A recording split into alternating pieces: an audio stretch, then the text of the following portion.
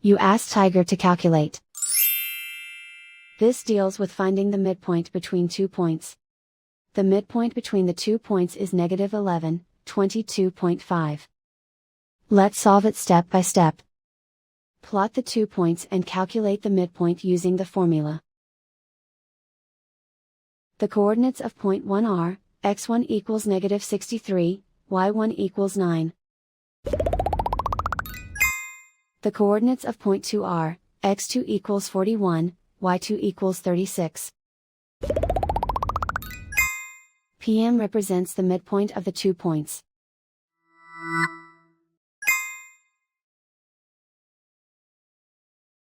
Use the x values in the midpoint formula to find the midpoints x. x1 equals negative 63. x2 equals 41. Simplify the arithmetic.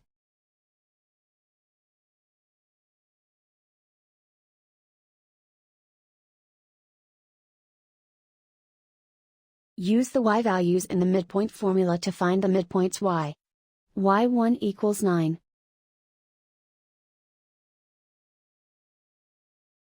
y2 equals 36. Simplify the arithmetic.